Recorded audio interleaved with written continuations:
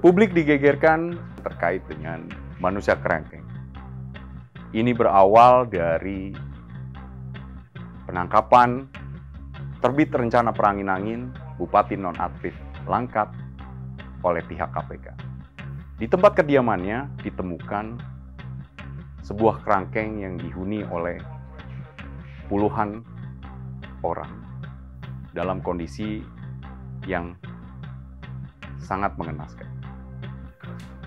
Ada upaya ancaman, ada upaya pemaksaan yang telah dilakukan kepada orang-orang yang berada dalam kerangkeng ini. Ancaman-ancaman apa sajakah yang diterima oleh mereka yang berada dalam kerangkeng manusia ini? Ikuti perbincangan saya dengan Rianto Wicaksono, tenaga ahli Lembaga Perlindungan Saksi dan Korban dalam program Rumah Aman, Jejak Kerangkeng Manusia di Langkat. Halo Mas Rian. Halo Mas Rizky. Apa kabar nih Mas? Alhamdulillah baik. Cerah ceria sekali hari ini ya. Jelas. Gini Mas, ini kan beberapa waktu lalu itu kan di Indonesia ini ya, kita ngomongin Indonesia, karena memang peristiwanya ada di sini, kan itu sempat digegerkan dengan adanya penjara di Langkat ya. Itu ketika pada saat KPK melakukan upaya penangkapan terhadap Bupati Langkat, yaitu terbit rencana Parangin-Angin, di rumahnya di Langkat. Di lokasi itu KPK juga menemukan lebih dari 40 orang itu berada dalam kerangkeng dan kondisinya itu dikunci dari luar. Dan itu bentuknya seperti kurungan berterali besi. Nah, berdasarkan itu LPSK kan merespon ya untuk karena adanya peristiwa yang informasi dan yang diberitakan di media terkait dengan posisi kerangkeng itu. Selanjutnya, LPSK merespon temuan dari kerangkeng manusia ini dengan melakukan tindakan proaktif. Nah, berdasarkan investigasi yang dilakukan oleh LPSK, apa aja sih Mas yang ditemuin di rumah atau di lokasi terbit Parangin-Angin ini? Oke. Kalau kita ngomongin kasus penemuan kerangkeng manusia di kediaman Bupati Langkat saat itu, yaitu terbit rencana Parangin-Angin, tentu itu hal yang tragis ya. Yang tragis. Kenapa tragis? Karena itu ditemukan di sebuah kediaman, di dalam lingkungan kediaman suatu pejabat negara, yaitu Bupati Langkat, dan di situ terdapat puluhan orang yang ditahan tanpa diketahui sebabnya apa dan untuk tujuan apa pada saat itu ya. Dan mereka dalam dalam kondisi yang mereka pun dalam kondisi yang tidak terlalu baik. Kenapa tidak terlalu baik? Ya, mereka ada yang mengalami luka-luka, ada yang pada saat ditemukan ya ada banyak yang berkepala botak juga. Kenapa berkepala botak? Karena memang pada saat baru masuk mereka digunduli. Oh, langsung digunduli. Ya, kalau misalnya digunduli. dari temuannya LPSK sendiri, lukanya itu seperti apa aja, Mas? Oke, kalau luka-lukanya banyak ya, Mas ya. Kalau yang kita lihat itu dari bekas-bekas lukanya, ada bekas luka cambuk. Luka cambuk itu adalah luka sabetan dari memakai selang kompresor. Selang kompresor, oke. Selang kompresor. Jadi pada saat mereka baru masuk, lalu mereka tradisinya kalau orang baru masuk ke kerangkeng, mereka akan dicambuk memakai selang kompresor. Jadi semacam ospek dalam tanda kutip dong berarti kayaknya, Mas? Iya, itu dilakukan oleh para sebutannya adalah pembina kereng. Pembina. Ya, ada juga namanya kalapas, kepala pencaranya ya. Bukan kalapas seperti kepala lembaga pemasyarakatan, tetapi kayak kepala kerangkengnya lah, kepala kerangkengnya. Dan itu ya memang dilakukan oleh mereka kepada orang-orang ini yang baru masuk. Untuk maksudnya gini, tadi kan Mas Rian sampaikan bahwa ada kondisi mereka itu di dalam kereng yang nyebut ya Mas ya, kalau Iya, di sana kereng. bahasanya kan ada di dalam kereng, itu kan sebetulnya lebih ke kayak itu dikunci dari luar posisinya. Itu dikunci dari luar. Berarti kayak perampasan kemerdekaan gitu ya Mas ya. Maksudnya kayak dia menahan seseorang. Kalau untuk sebabnya sendiri kenapa Mas mereka itu sampai ditempatkan di dalam kereng dan posisinya itu dikunci, dan tadi Mas Rian sampaikan ada istilah-istilah ketika orang yang melakukan penjagaan itu kan kayak pembina, terus ada istilah kalapas. Berarti kan posisi mereka ada di luar dong, gitu. Betul. Kan. Nah, kenapa mereka sampai di dalam itu? Kenapa, Mas? Oke. Berdasarkan temuan kita ya, temuan kita dan juga hasil penyidikan kepolisian, lalu fakta-fakta yang terungkap di persidangan, sebagian besar mereka masuk itu karena mereka adalah pemakai narkoba. Selain pemakai narkoba, ada juga yang mereka mengganggu keamanan, dan juga ada satu orang yang memang ada dari penguasa kereng itu yang senang dengan pacar si penghuni kereng ini, gitu. Jadi karena dia senang dengan pasangannya, jadi ini si laki-lakinya dimasukkan ke kereng supaya dia bisa leluasa mendekati. Gitu. Banyak sekali motifnya pasti ya. Betul. Nah, keberadaan kerengnya itu sendiri, Mas, itu kalau menurut pengakuan dari saksi-saksi atau dari hasil investigasi yang LPSK lakukan, itu sudah berapa lama itu? Oke. Kalau berdasarkan data ya itu sekitar 10 tahun lebih, Mas. 10 tahun lebih. 10 tahun lebih. Memang awalnya itu tidak rata-rata semuanya di situ udah 10 tahun atau bermacam-macam variasi? Tidak. Kalau dari kerengnya sendiri itu sekitar 10 tahun lebih.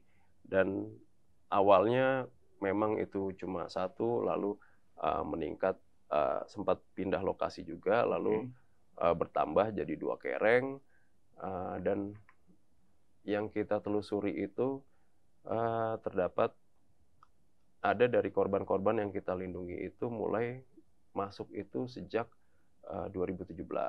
Oh, berarti dari hasil investigasi itu, lalu LPSK melakukan penelaahan, setelah itu diputus untuk diterima. Ya. Nah, berapa jumlah orang yang di bawah perlindungannya LPSK itu? Sorry, saya potong dulu. Ini kan ada sebuah kereng yang memang ada posisinya sudah 10 tahun, pastikan isinya, jumlah orangnya kan banyak ya, Mas? Betul. Dari banyaknya penghuni kereng itu, berapa yang masuk ke dalam perlindungannya LPSK? Oke.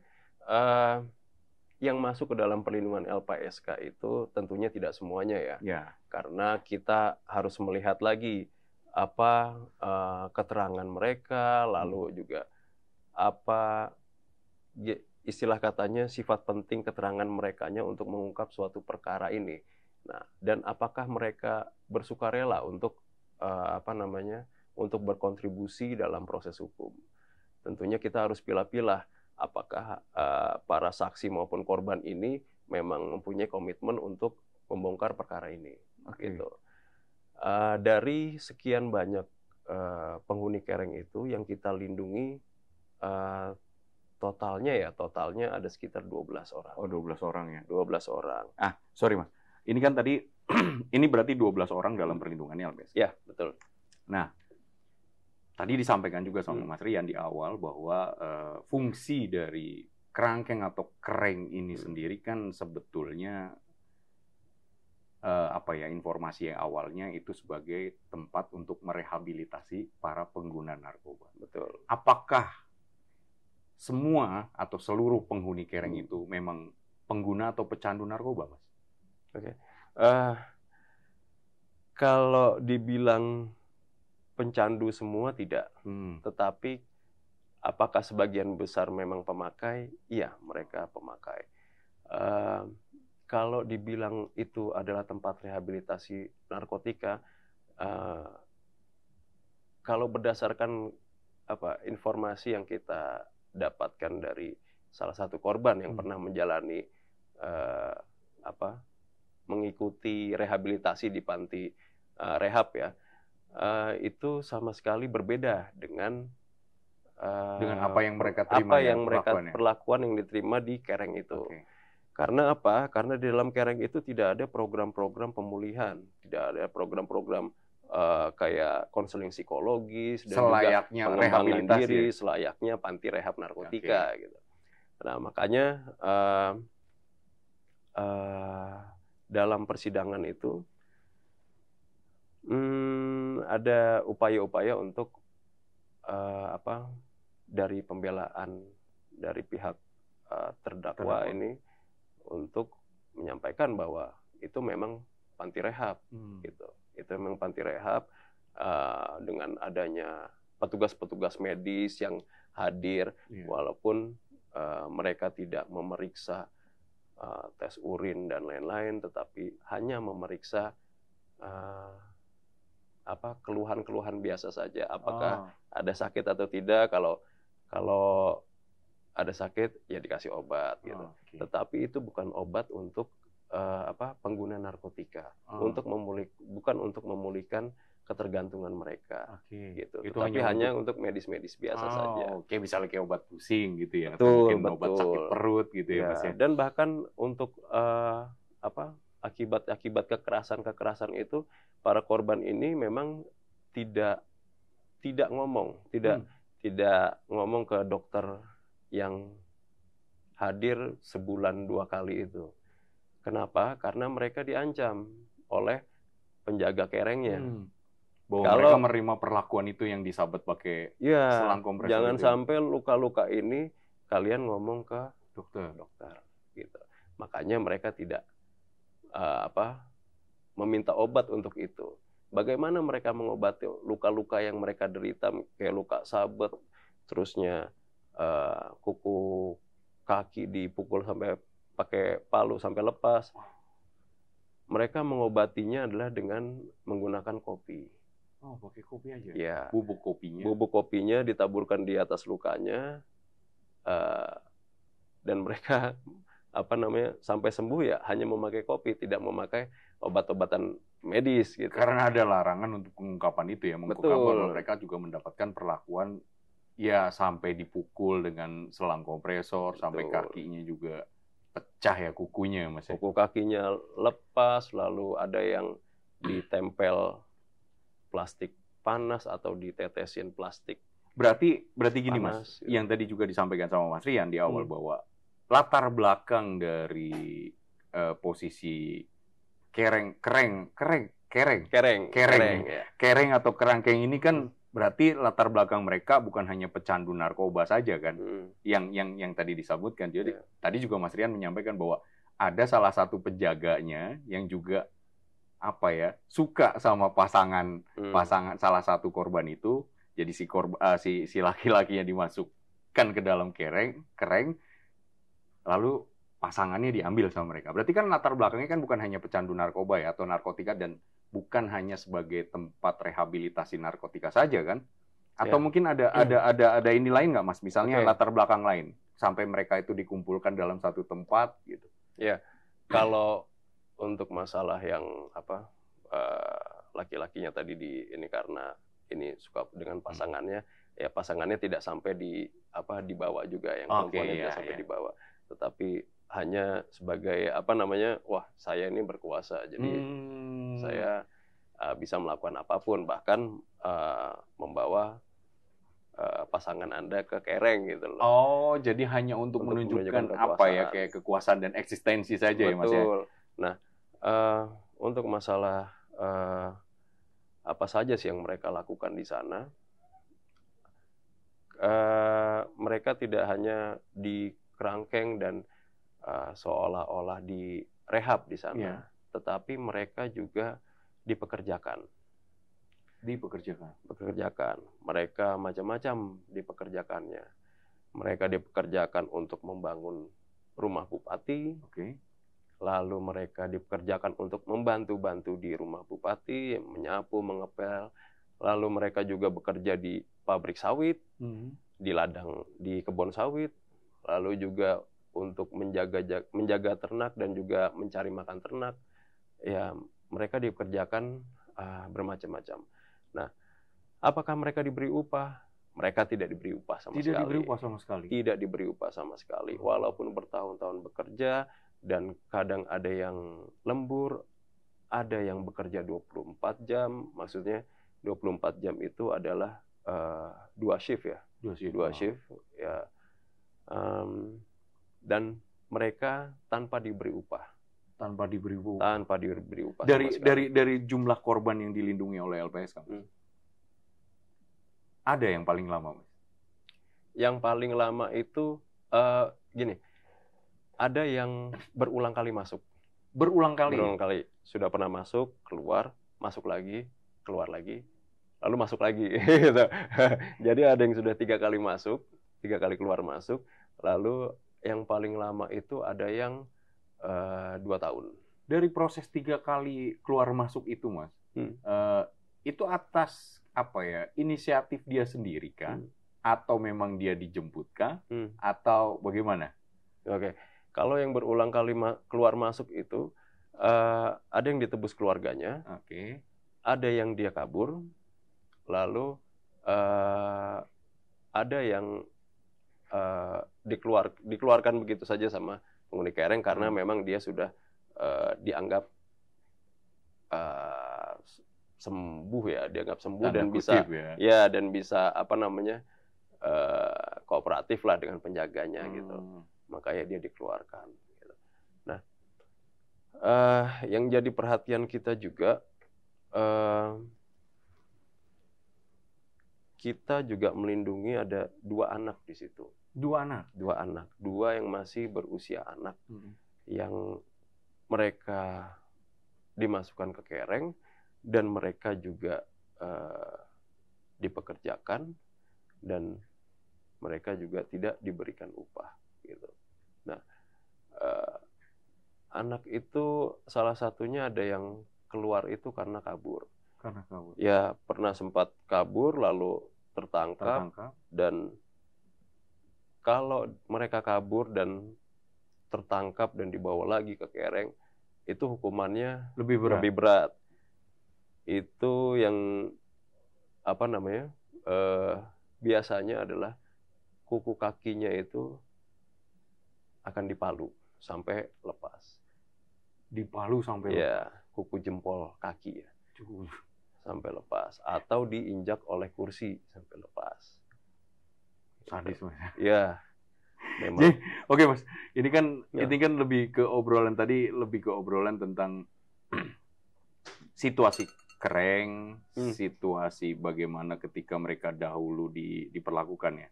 Nah, kita maju sedikit, Mas, karena kan saat ini proses penanganan perkara atau proses hukumnya sendiri kan sudah berjalan ya. Kalau boleh di-share, Mas, atau diceritakan perkembangan kasusnya itu udah sampai sejauh mana saat ini?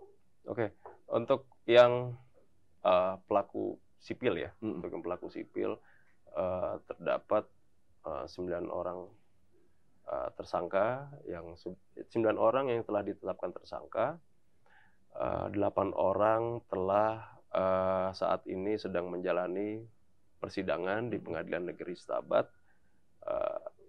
dan ini pengenaan pasalnya ada yang dia didakwa atas pasal tindak pidana perdagangan orang, ada yang pasal 170 yaitu kekerasan bersama-sama yang mengakibatkan matinya orang. Oh, ada yang mati, Mas? Ada yang meninggal. Ada berapa orang? Ya, untuk kasus yang saat ini ditangani ada 2 orang yang meninggal, 2 korban meninggal dunia yang waktu itu ditindaklanjuti oleh Polda Sumut.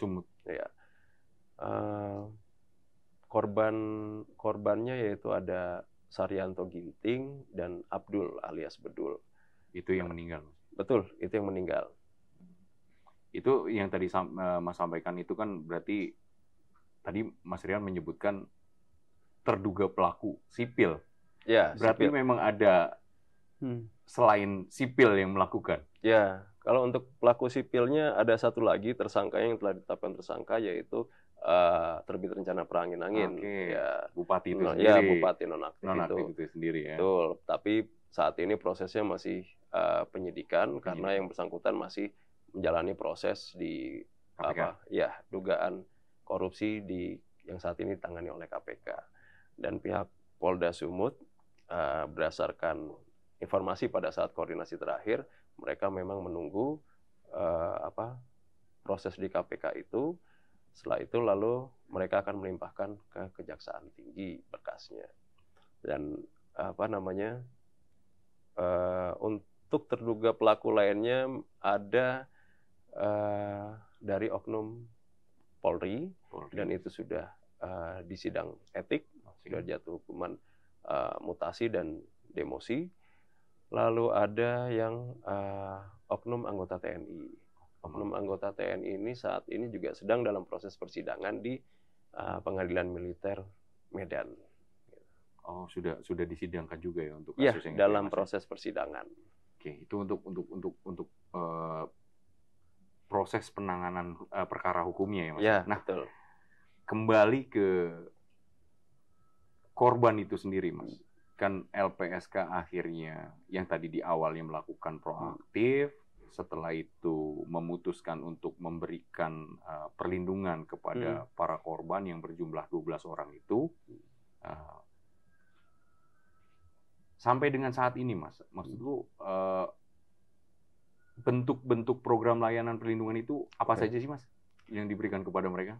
Ya, yang diberikan kepada mereka bermacam-macam ya, tentunya sesuai dengan kebutuhan mereka dan juga tingkat ancaman yang mereka terima.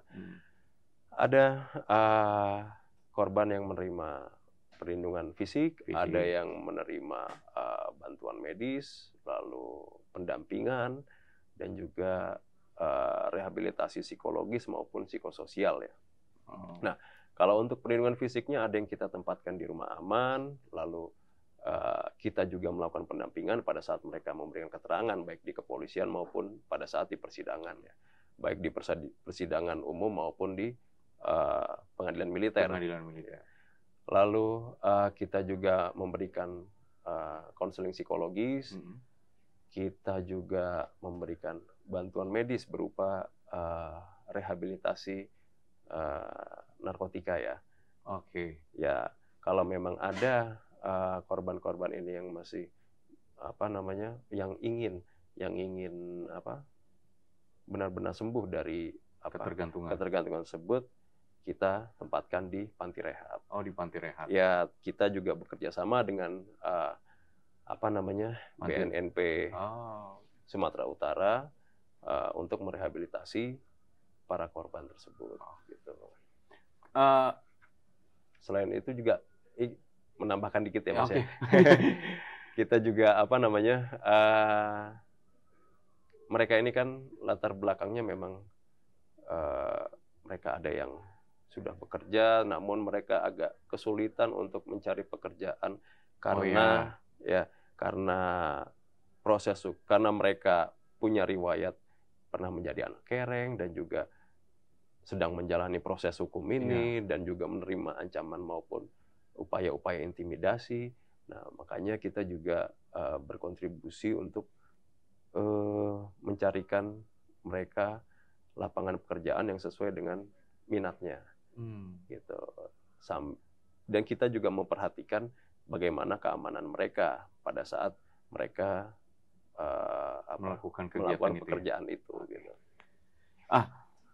Menarik, Mas. Ya. Jadi mungkin bisa juga dijelaskan ya, Mas. Maksudnya gini, kalau misalnya tadi disampaikan sama Mas Rian itu ada 3 berkas di pengadilan negeri ya, berarti biasa, dan ada di pengadilan militer juga ada untuk berkas terpisah sendiri untuk pelaku yang anggota TNI. Nah, yang menarik nih, Mas, kemarin itu saya sempat mendapatkan informasi bahwa ketika dalam proses persidangan, para saksi dan atau korban ini yang menjadi terlindungnya LPSK itu mendapatkan kayak perlakuan khusus ya. atau apa Mas? Maksudnya kemarin itu kan ada kecemasan dan ketakutan dari para saksi dan korban ini untuk bertatap muka atau hadir secara langsung dalam persidangan. Nah, apa upaya-upaya yang dilakukan LPSK? Maksud saya kalau misalnya memang pun tadi yang saya sampaikan perlakuan khusus itu kan lebih ke gimana caranya agar saksi dan atau korban yang dilindungi oleh LPSK ini memberikan keterangannya dalam kondisi aman dan pasti nyaman ya Mas ya. Gitu. Itu bisa dijelaskan dong Mas pas kemarin di proses persidangan itu di dalam ruang sidang itu. Saya coba cerita awalnya dulu ya Mas. Pada saat kasus ini kita tangani ya, terlindung ini kita berikan perlindungan. Pada awalnya mereka ini sangat ketakutan apabila mereka nantinya harus bersaksi di depan para pelaku-pelaku ini. Kenapa? Karena mereka trauma. Ya, betul. Karena kan memang dari berbagai media juga ketika mereka diwawancarai kan muka mereka juga tidak ditampilkan dan suara mereka juga sejak awal mereka muka dan suara pun kita samarkan. Karena ada trauma tersebut, kita berikan konseling psikologis kepada para korban. Gitu. Lalu pada saat persidangan kemarin, persidangan ini dilaksanakan di Pengadilan Negeri Serabat. Ini dimulainya kalau tidak salah ya bulan Juli di tahun Juli tahun ini.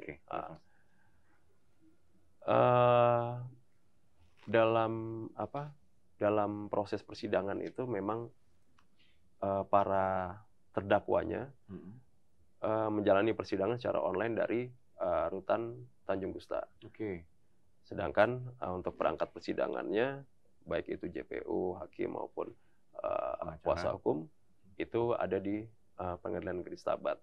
Maupun saksi-saksi pun diharapkan hadir langsung di Pengadilan Negeri Serabat. Hanya terdakwanya saja. Hanya terdakwanya saja dipisahkan. Ya menjalani persidangan secara online. Namun terdapat kecemasan juga dari pihak para saksi ini karena menurut informasi banyak pendukung-pendukungnya yang hadir, termasuk terduga pelaku kekerasan yang belum diproses oleh pihak kepolisian ya. Mereka juga dengan bebas menghadiri persidangan gitu. Ini terbuka lagi betul, persidangan terbuka. Oleh karena itu LPSK mencoba upaya untuk supaya para saksi-saksi yang merupakan terlindung LPSK ini memberikan keterangan dalam persidangan ini secara online juga gitu. Nah, makanya kita juga bersurat memohon kepada Pengadilan Negeri Serabat, terutama Majelis Hakim, untuk dapat mengabulkan permohonan LPSK supaya saksi-saksi ini bersidang secara online. Namun di sini kami ya LPSK ini sebenarnya mengapresiasi pihak Pengadilan Negeri. Mengapa mengapresiasi terutama Majelis Hakimnya? Karena Majelis Hakim ini sampai dengan saat ini saya lihat transparan dan juga netral dalam memimpin persidangan ya.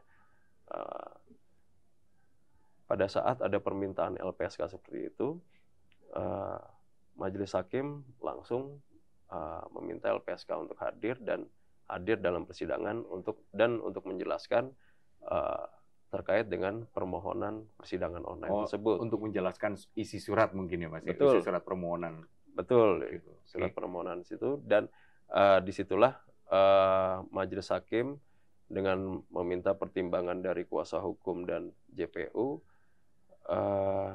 Majelis Hakim memutuskan untuk tetap mendatangkan saksi karena memang walaupun dalam undang-undang LPSK dimungkinkan mengenai saksi bersidang secara video conference, tetapi terdapat ketentuan juga bahwa saksi-saksi ini bisa memberikan keterangan tanpa satu ruangan dengan terdakwa. Pada saat persidangan itu toh terdakwanya sedang di rutan Tanjung Gusta. Secara online juga. Dan Majelis Hakim walaupun tidak satu ruangan dan saksi hadir secara langsung, tetapi diperbolehkan memakai penutup wajah dan penutup kepala. Oh, sampai diperbolehkan Ya. itu Dan penutup juga wajah, Mas, ya? Dari LPSK selaku yang memberikan perlindungan juga diperbolehkan untuk melakukan pendampingan di samping saksi di depan persidangan itu. Kembali yang tadi ya Mas, maksudku di pengamanan PN Stabat yang dilakukan oleh pihak LPSK dalam upaya memberikan keamanan ketika saksinya memberikan keterangan.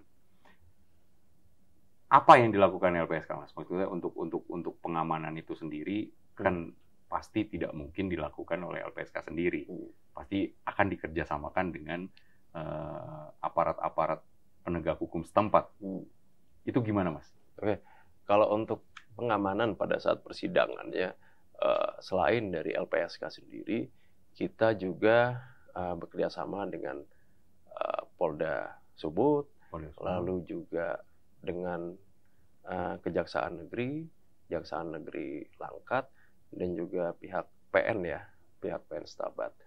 Nah, kerjasamanya yaitu kita meminta bantuan personel dari Polisian Daerah Sumatera Utara, dan kita berterima kasih juga kepada Polda Su bahwa mereka menurunkan personil-personilnya, baik dari Ditreskrimum, lalu dari Polres Langkat maupun dari Brimob Polda Sumut.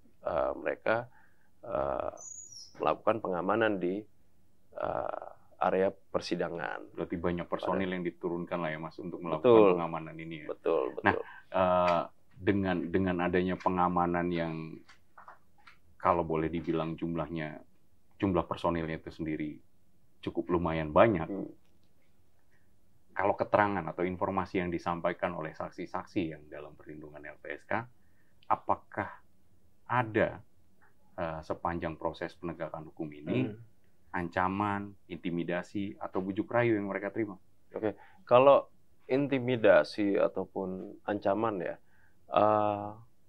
sebagian besar mereka menerima upaya-upaya ancaman maupun intimidasi itu ya. Tentunya pada awal proses-proses hukum ini berjalan, ada upaya-upaya intimidasi, lalu berubah menjadi bujuk rayu, yaitu dengan mengiming-imingi sejumlah uang untuk tidak memberikan keterangan. Lalu ada juga yang misalkan menawarkan motor untuk diberikan kepada korban. Sampai ke situ penawaran mereka? Ya, diberikan mobil, gitu. Ditawarkan sejumlah uang ataupun aset-aset lainnya untuk supaya mereka tidak memberikan kesaksian. Bahkan ada salah satu saksi malam sebelum persidangan, istrinya didatangi oleh pihak terdakwa, berarti pihak pelaku, orang-orang suruhannya mungkin? Ya, pihak pelaku didatangi, lalu diminta menyebutkan di mana suaminya yang saat ini besok akan bersaksi, lalu meminta istrinya itu untuk kontak suaminya supaya tidak bersaksi. Gitu. Bahkan istrinya itu dijemput dibawa ke suatu tempat untuk diintimidasi seperti itu.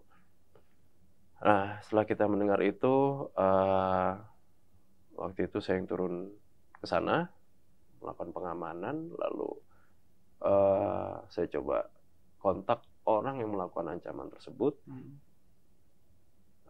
lalu kita jemput istrinya, istri saksi kita. Lalu kita amankan supaya saksi ini bisa memberikan keterangan tanpa harus mengkhawatirkan keselamatan istri dan anaknya. Gitu. Jadi istri dan anaknya kami jemput dan kami amankan juga. Nah, setelah itu setelah mereka bersaksi, tentunya kita tidak lepas begitu saja. Kita tetap melakukan monitoring keamanan. Tentunya kita juga selain dari tim LPSK yang melakukan pengamanan sendiri, kita juga dibantu dengan pihak Kodam Bukit Barisan. Gitu. Oh, sampai ada teman-teman dari Iya. anggota-anggota TNI ini Iya. melakukan pengamanan. Kita juga bekerja sama dengan teman-teman dari Kodam Bukit Barisan untuk melakukan pengamanan. Ya. Oke, Mas. Saat ini kan berarti beberapa saksi yang dalam perlindungan LPSK itu sendiri sudah memberikan keterangan dong pasti dalam persidangan. Ya. Pasti banyak ditemukan fakta-fakta persidangan yang pasti menarik ya, karena memang kan peristiwanya itu sendiri kan kalau misalnya kita bisa bayangkan itu menyeramkan dalam tanda kutip ya, Mas. Keterangan apa saja sih Mas yang disampaikan sama saksi-saksi yang di bawah perlindungan LPSK selama dalam proses persidangan kemarin?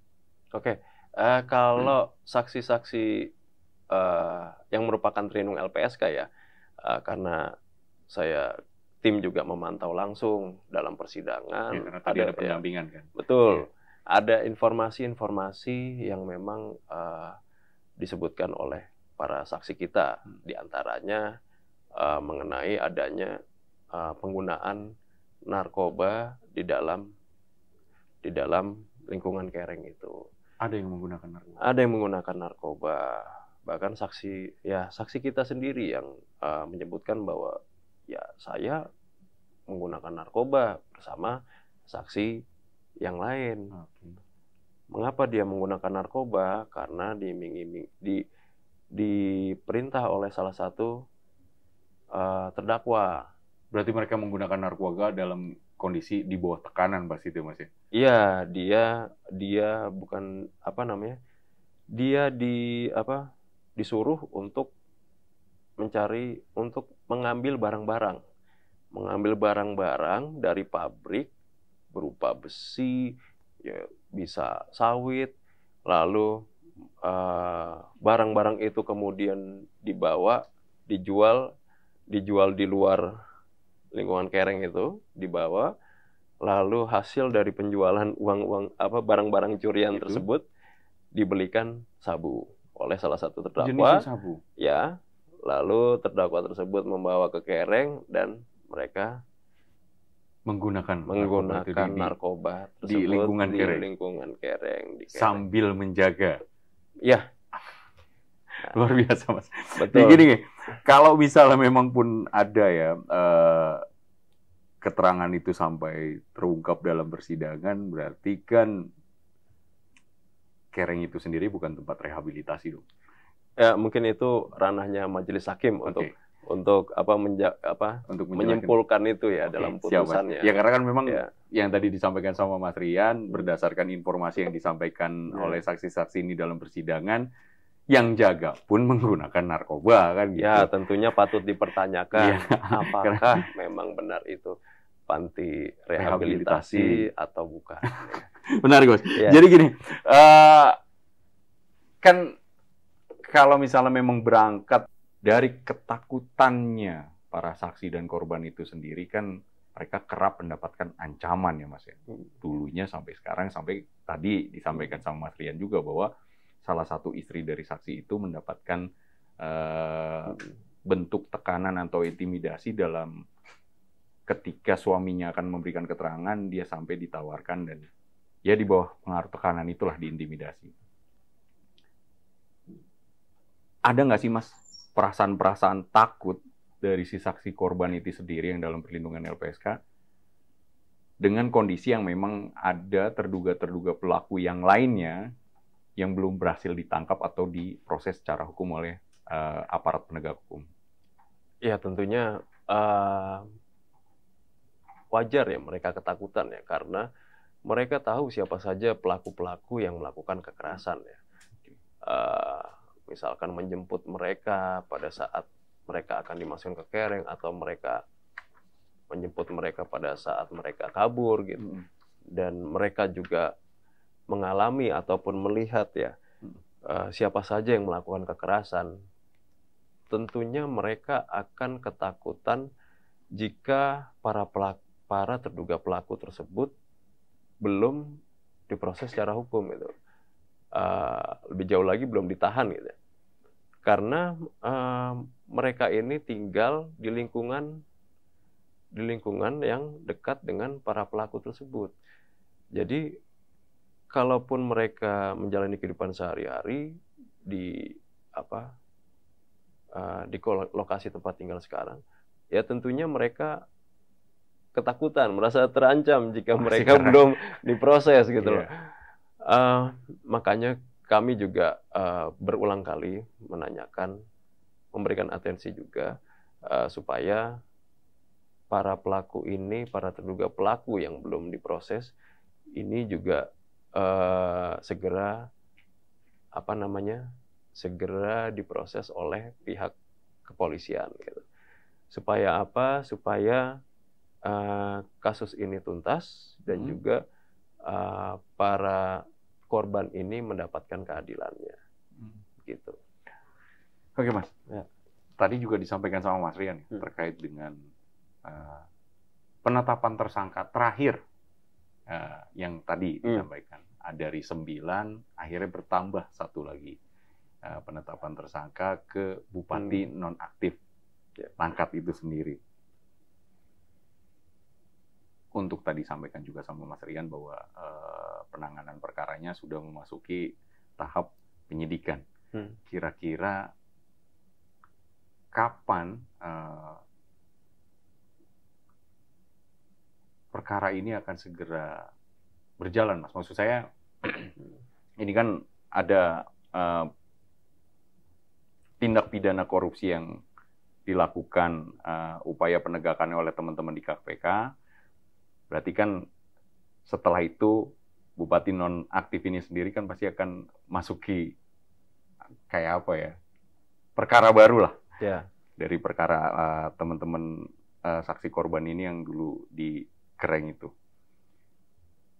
Ada hak lain nggak sih yang bisa dituntut atau dimintakan oleh korban itu sendiri kepada bupati nonaktif ini, bupati Langkat nonaktif, karena kan beredar informasi di luar bahwa harta kekayaannya kan banyak, Mas. Nah, ada upaya-upaya atau mungkin tuntutan-tuntutan yang bukan tuntutan ya, tapi permintaan-permintaan dari saksi korban ini yang meminta kepada si bupati nonaktif ini. Oke. Kalau untuk penetapan tersangka ada 9 orang. 9 orang termasuk terbit rencana perangin-angin. Oh, jadi bukan 9 terus ditetapkan baru. Bukan. Memang 9 tersebut termasuk adalah terbit rencana perangin-angin yang merupakan bupati nonaktif. Dia dijadikan tersangka dalam dugaan tindak pidana perdagangan orang. Oh, jadi ada penetapan pasal baru yaitu di Undang-Undang Pemberantasan Tindak Pidana Perdagangan Orang, di mana terbit perangin-angin ini ditetapkan sebagai tersangka. Okay. Nah, karena ini sedang menunggu proses hukum, ya sebenarnya ini masalah teknis ya, masalah teknis pelimpahan berkas maupun tersangka ya. Mereka menunggu untuk proses hukum di KPK sampai dengan putusan, lalu mereka akan pihak penyidik Poldasu akan melimpahkan segera berkas tersebut ke Kejaksaan Tinggi Sumatera Utara. Nah, memang benar dalam penetapan dia sebagai tersangka dugaan tindak pidana perdagangan orang, terdapat hak-hak korban perdagangan orang, yaitu salah satunya adalah hak terkait restitusi. Yaitu ganti kerugian ya, di mana para korban ini telah mengajukan ganti kerugian, atas penderitaan maupun kerugian yang dialaminya kepada pelaku. Gitu. Nah, disinilah LPSK berperan untuk memfasilitasi penghitungannya. Penghitungan tuntutan betul, restitusi itu. Penghitungan restitusinya. Dan nantinya LPSK akan menyerahkan penghitungan tersebut kepada baik itu kepolisian maupun ke penuntut umum dan juga kepada majelis hakim untuk agar pengajuan restitusi tersebut dapat dimasukkan dalam tuntutan dan nantinya akan ada putusan terkait dengan penggantian kerugian untuk para korban dari pelaku. Gitu. Kita harapkan ada itikat baik dari pelaku untuk memenuhi hak restitusi kepada korban ini. Karena apa? Karena ini dapat memenuhi rasa keadilan bagi korban dan juga untuk pelakunya sendiri pun kalau memang dia membayar restitusi tentunya akan mendapatkan keringanan. Betul, keringanan hukuman. Maksudnya adalah pembayaran restitusi tersebut menjadi faktor yang meringankan. Faktor yang meringankan. Karena ada itikat baiknya lah ya. Betul, karena ada itikat baiknya. Okay. Makanya kita coba mendorong realisasinya pembayaran restitusi ini. Itu untuk terbit parangin seorang diri ya berarti kan. Kalau untuk di penerapan pasal TPPO itu kan. Ya, nanti kita coba formulasikan karena ada terdakwa lain juga, apakah ke terdakwa lain ataukah ke terbit rencana perangin-angin. Nanti kita formulasikan itu. Oke, siap. Oke, Mas Rian. Menarik sekali perbincangan kita hari ini ya, Mas. Terima kasih banyak atas waktunya. Saya jadi dapat pencerahan dan informasi yang mungkin baru saya dapatkan juga karena memang teman-teman LPSK kan hadir juga dalam persidangan, melakukan pendampingan, keterangan-keterangan tadi juga. Ya, informasi-informasi yang cukup berarti sih buat saya sih, Mas. Semoga ke depannya semuanya berjalan lancar, Mas Rian. Korban-korbannya juga dalam kondisi aman, sehat, tidak ada gangguan dari siapapun dan apapun itu bentuknya, dan terhindar dari upaya-upaya yang dilakukan, yang mungkin dilakukan oleh para terduga pelaku yang belum diproses secara hukum. Sekali lagi terima kasih Mas Rian atas waktunya. Terima kasih banyak Mas Rizky. Sehat-sehat selalu Mas Rian. Terima kasih.